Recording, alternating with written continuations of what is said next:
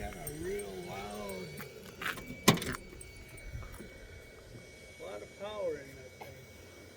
Now this car's got this car's been completely redone as well. It's like frame off.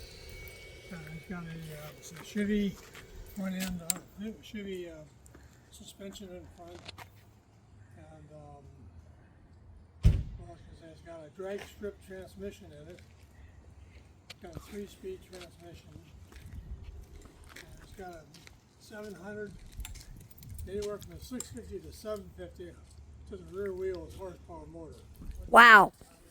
Very, very powerful.